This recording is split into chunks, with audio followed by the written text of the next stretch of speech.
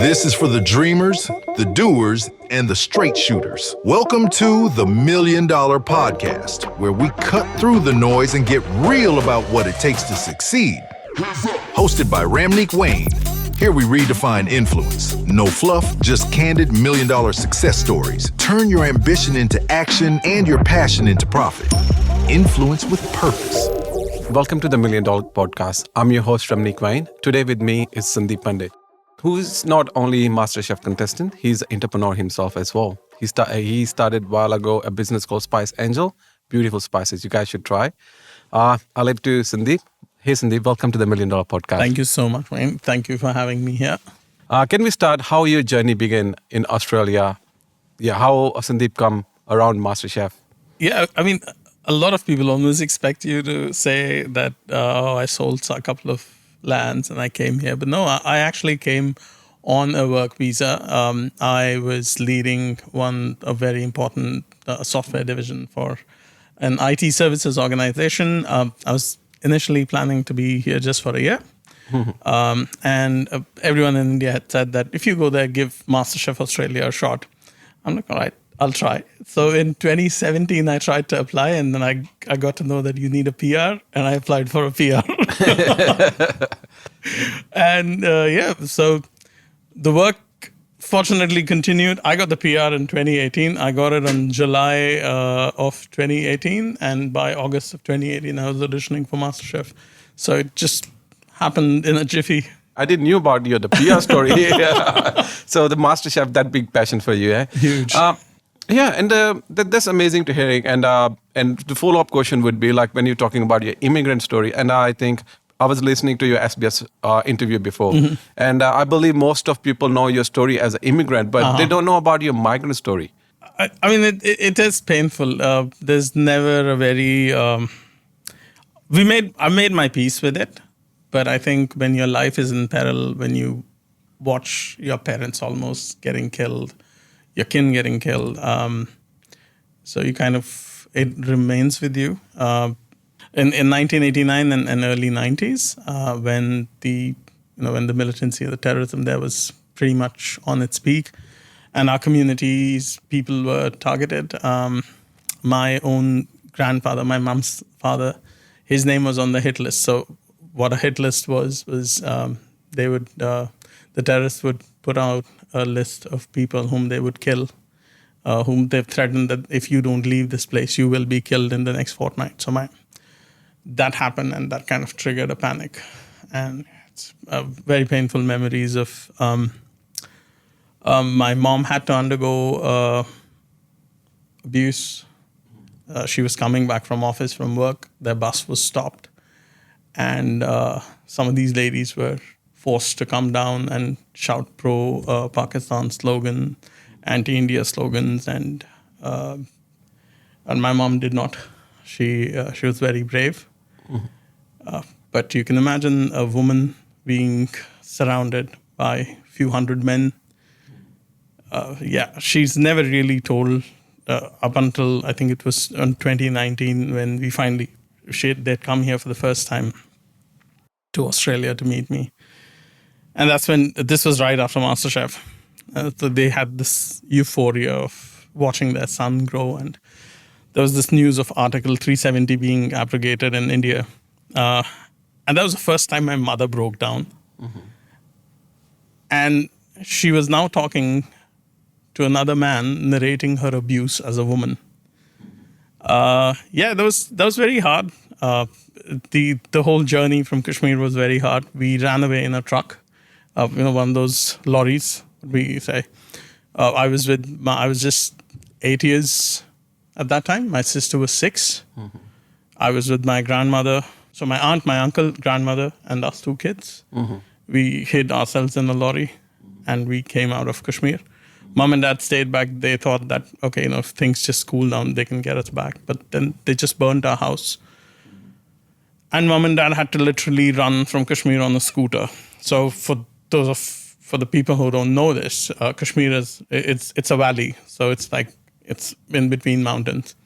So to come out of Kashmir, you actually have to get on top of a mountain, get down from a mountain, cross a tunnel, and then go to mainland India. and mom and dad slipped in one of the tunnels, the main tunnel.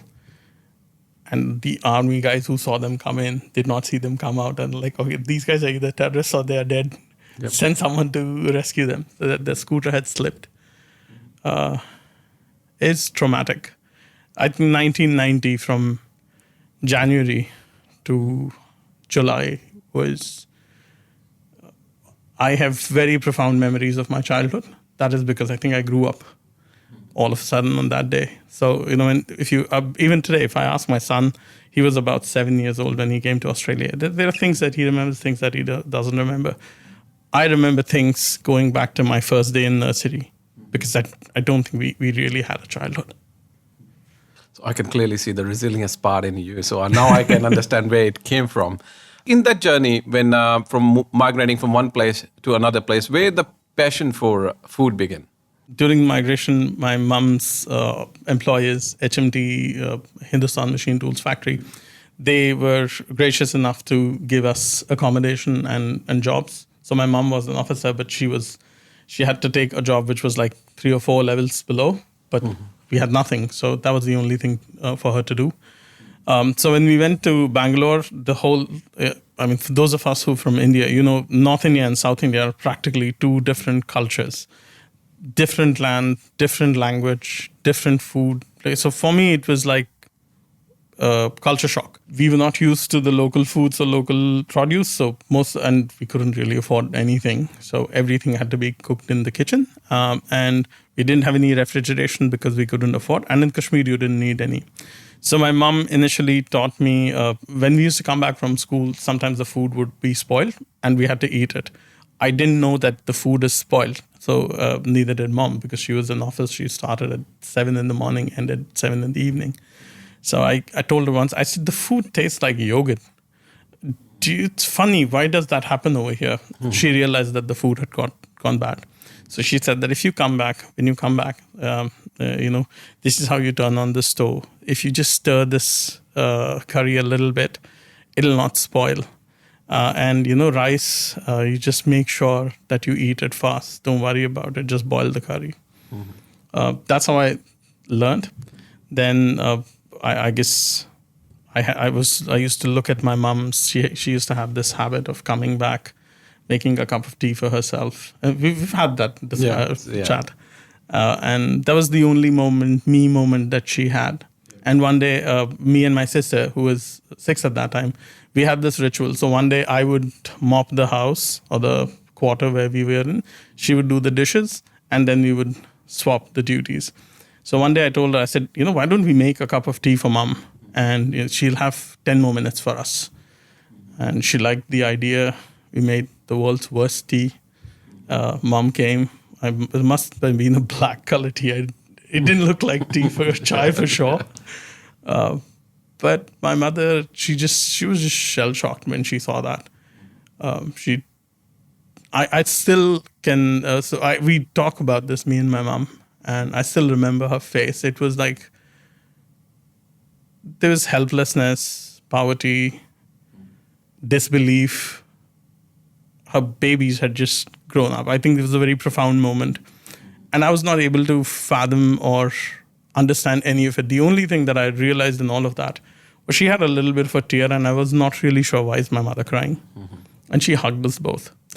That moment moved me in a very inner level. I don't think I had the conscience to understand what was really happening. But somewhere deep down in my psyche, I had a connection that food can have with a person's sentiment. And at this point in time, I feel there's a spiritual connection. But I think that moment, that was the tipping point. From there to now, one of the sayings that I have for myself is, I know my purpose in life, it is to cook and to feed people. So I think it started there. And from there on, kitchen became my happy place, the only place where our poverty, our realities of our life was not hitting, the only place where I could just escape it all. And even today, I escape it all in the kitchen. And it's really impressive listening to your journey and your resilience from a kid to be at MasterChef, taking that passion that far. And like I was watching one of the episode in which even the judges say that you're the best, one of the best Indian MasterChef contestant they had. So ever in the journey when you was on a MasterChef, being interviewed by a lot of media channel, you feel that imposter syndrome? I felt more of an imposter syndrome in the first few weeks in MasterChef. And I guess by the time we were like a month into it, I kind of realized what the problem was. It's a cultural problem. I think a lot of people misunderstand cultural fitment with racism. There's a very huge difference. And I could understand it because we faced a very similar problem when we were in South India. In South India, the languages are very different. I speak Kannada very fluently, and that was one of the reasons of learning Kannada, because when you're in the land, you need to adopt the practices and the language. That's very important. And I think that learning helped me kind of acclimatize in MasterChef. Initially, I was just making rice dishes with curries because that's what I eat. That's food to me. A nice, beautifully plated piece of meat with 3 vegetables on the side, decadently served with some sauce. That's not food to me. That's not even fancy to me, because a fancy restaurant in India means eating curry in a slightly more fancier way. Yeah. And I know now I use the word curry quite liberally. That's because it's a Tamil word. Yeah. And I'm proud of it. Britishers, they pretty much, hijacked it from us. Mm-hmm. So that was my concept of food. And I did well initially, but when it was almost like templatized, even the judges got bored. And I wasn't doing well for some period. And that's when that imposter syndrome, I'm like, do I even belong here? What am I doing here? Till one day I just made that smoked lobster masala and the judges just went mental. And I'm like, dude, relax, you belong here. You come home. Yeah, that's a really impressive answer. I know due to your back injury, you left the MasterChef, and now you with your full-time job, you're on an entrepreneur journey as well. Yeah. The Spice Angel. I'd love to hear more about that. How the idea began. Necessity is the mother of all invention, and the inventor is the father. So I had to do something about it during COVID. The essence of Indian food is in the masalas, is in the spices. Mm-hmm. That's pretty much the base ingredient. And as you rightly said, more and more spices that we were buying off the shelf, I can vouch for it because I've used them for 2 decades, 3 decades, and I've consistently seen how the quality has kind of diminished year after year. I don't really blame any brand. So, as a manufacturer, I can go on a rant that, mine is better than this.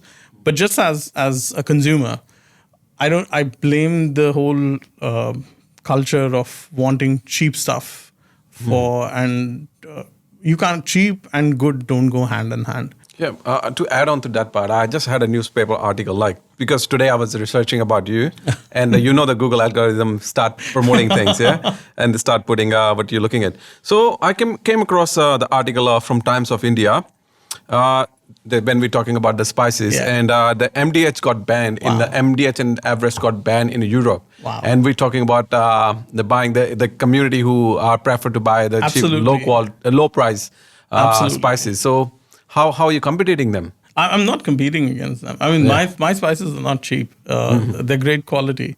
But anytime anyone buys, I don't have a huge clientele. I have a small clientele. I only sell at some boutique shops, butcher stores, and I'm the biggest consumer of my spices. I made the whole spice line so that I can keep cooking.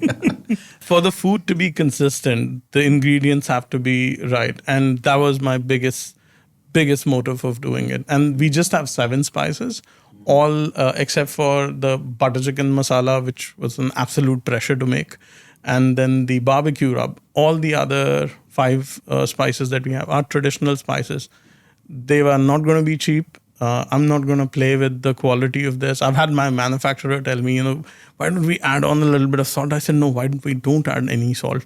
Why don't we increase the price a little bit? So only those who want it, buy it. I mean, you find your market, you find your niche. You just have to look hard enough for it.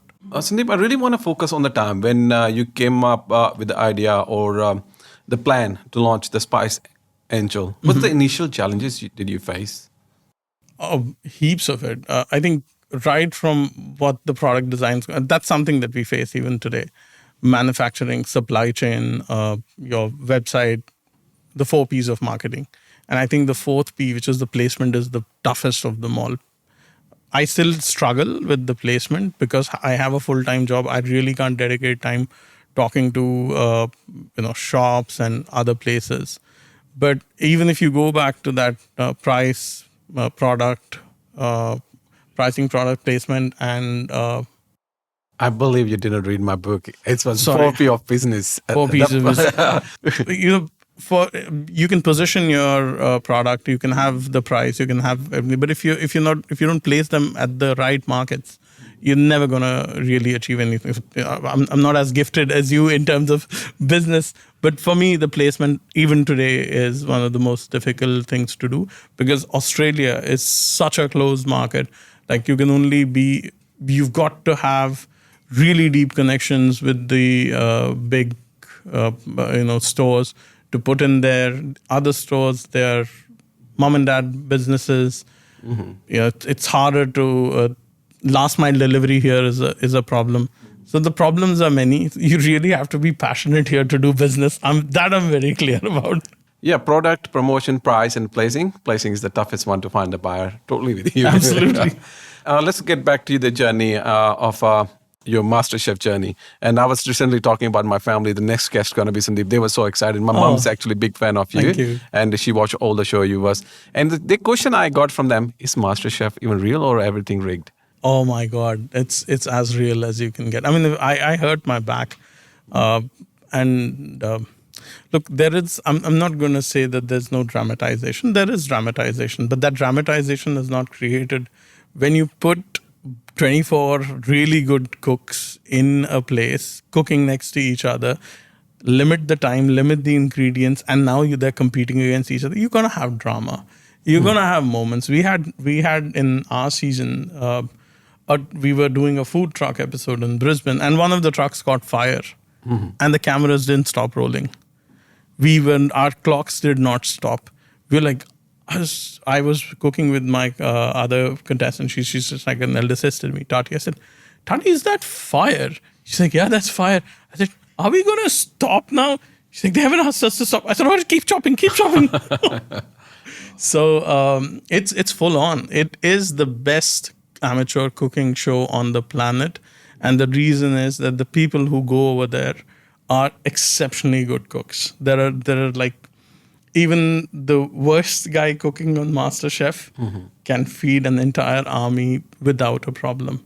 And that shows, like, I can't say about any other MasterChef competitions anywhere, but MasterChef Australia, when you talk about it anywhere in the world, there's credibility and it's well deserved. Oh, good to know that. I will pass the answer. She must be watching. Now, you was in MasterChef. You entrepreneur running the Spice Angel, and you working the full time as well. How do you manage the work-life balance? Or is there any work-life balance? There's absolutely work-life balance. I think most of the time, all of us are prisoners in our own mind. We create goals and ambitions, and then we run towards them to an extent that we're not able to enjoy what is real. I've done that in my life. I have worked very hard in my IT career. That's why I was able to come to Australia. Yeah, from there, like the Infosys, I recently was watching the Indian news, and Infosys founder said that we should be working 70 hours a week. And we used to. I'm not kidding. So when I was with Genpact, and it's not Genpact's fault. I'm not trying to lay blame on the organization. To me, Genpact was like a mother. I still feel that was one of the best organizations that I've been in. But I would honestly work. We would actually reach office by afternoon because I used to live 50 kilometers away from where my office was. And imagine driving 50 kilometers in Bangalore, one of the worst traffics on the planet. That's where the back problem started for me. We used to reach office at about 11:30, 12 in the afternoon, and I would not leave till about 1 a.m. because that's when the traffic would go down. So 1.5 to 2 hours on the road each side, and then 13 hours at office. I have worked like that for the first 5 years since my son was born. I have not given any time to my child. And then I came to Australia. I'm done with that. The greatest thing that happened to me in Australia was the work culture over here is terrific. Not that Indian work culture is bad. I think the way we work over there, that is what runs world's IT services. I'm proud of what I have done. I'm proud of every single one who works like that. That is how you have to work in India, because the competition is that much. It's 1.4 billion people, and we're doing exceptionally well. That's happening because people are really working very hard. We're a bit more fortunate in Australia. Processes are set up, government structures are there. You can take in life a little bit more easier. So I've just promised myself not to burn myself out. The moment I feel a burnout, I just take a pause.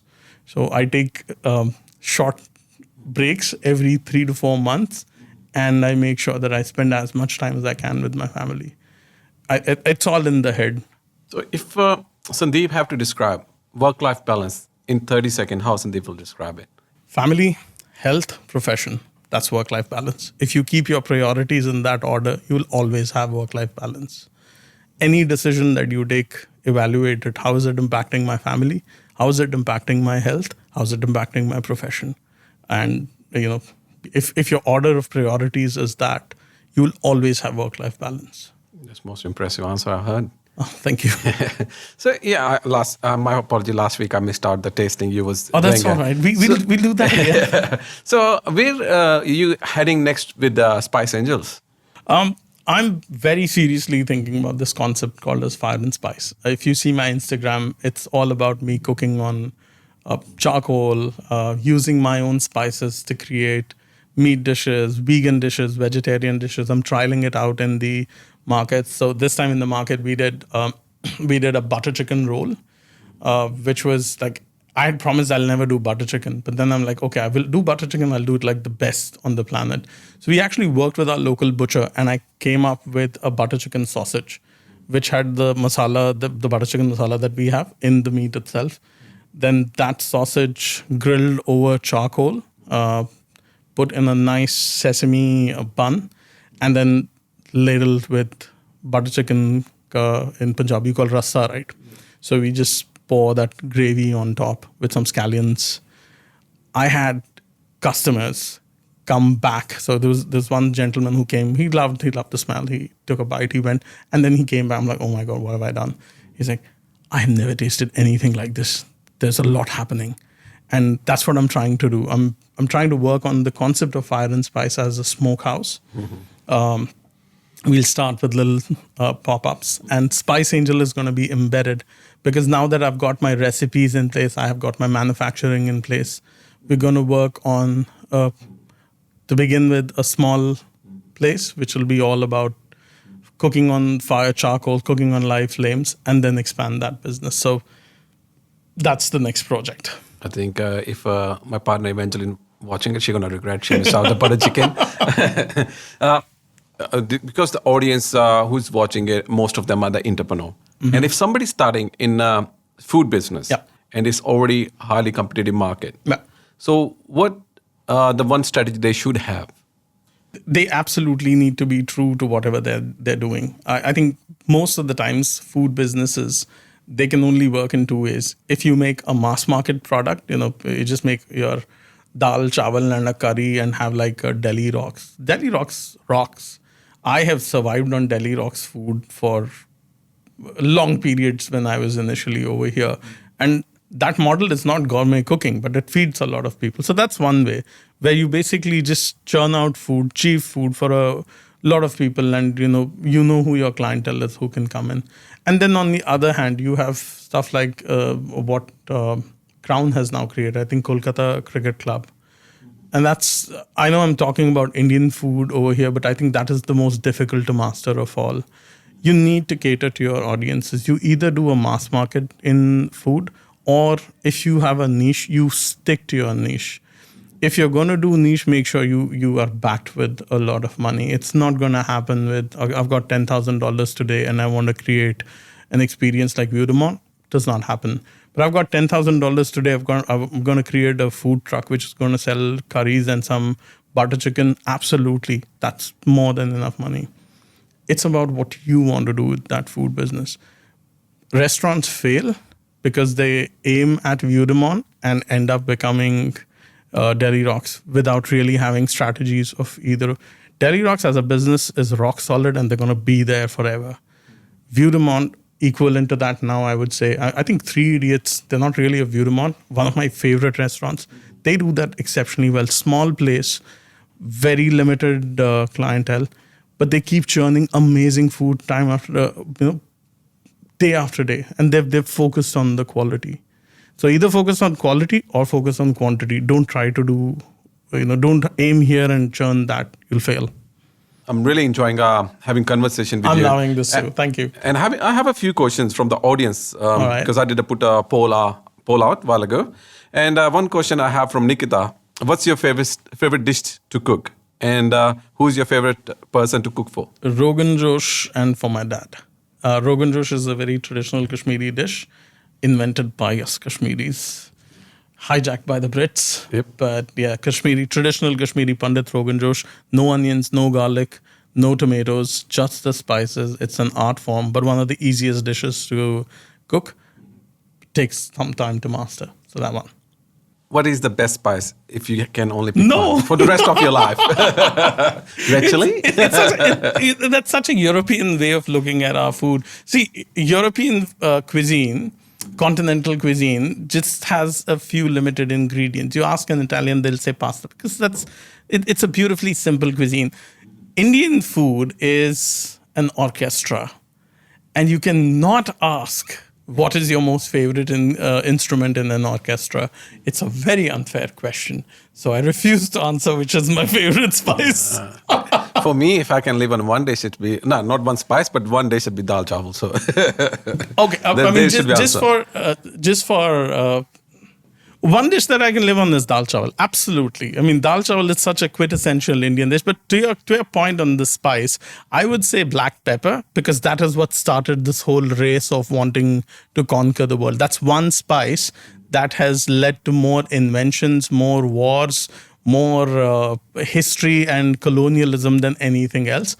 Yeah. Why black pepper? Because in MasterChef, that they tended to keep a salt and a pepper shaker on your table, and in mystery boxes you could use anything that is on your table.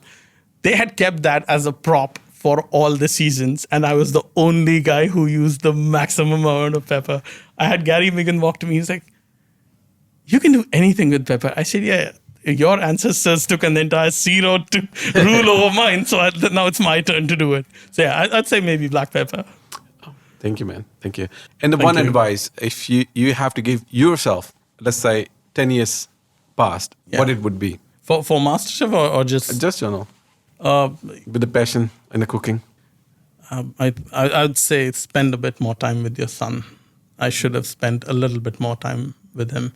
I do now, but I miss his childhood. I miss his childhood terribly. We make jokes about him. So I'd say that. And apart from that, I think life has been beautiful. It would be a privilege reliving it all over again. The experiences have shaped me what I am. It's not really a regret in terms of spending time with my child, but apart from that, everything that has happened, including not being able to spend time with my child, has possibly made me into a better father now. So I guess I would just say, be yourself. Your your karma is gonna determine your action, and as long as your path is right, you're gonna find your salvation. And what's the one biggest lesson you learned in last 10 years in entrepreneur journey in general? Do not invest on the basis of what your heart says. When you are very confident about an idea and you want to throw money at it, before you do that, take a step back, look at all the inputs, outputs, processes, and then make a conscious decision. Friends, unfortunately, do not make best business partners. Instead of jeopardizing your personal friendships, it's best to to be a bit more rational about your investments. That definitely is something that I now do quite seriously. So we are getting toward concluding this episode. So one last question I have from you, Sandeep. Where you see yourself in next 10 years? Being the voice of Indian food in the Western world. I'm very sure about that. I would like to be the voice of Indian food in the Western world. I will support that. Thank you. Thanks for your time again, Sandeep. Thank you for having me here. And that wraps up this episode of the $1 Million Podcast. I hope you found today's insights as inspiring and actionable as I did. Remember, the journey to success is a marathon, not a sprint. And every step you take brings you closer to your goals. If you enjoyed today's show, don't forget to subscribe, rate, and leave us a review.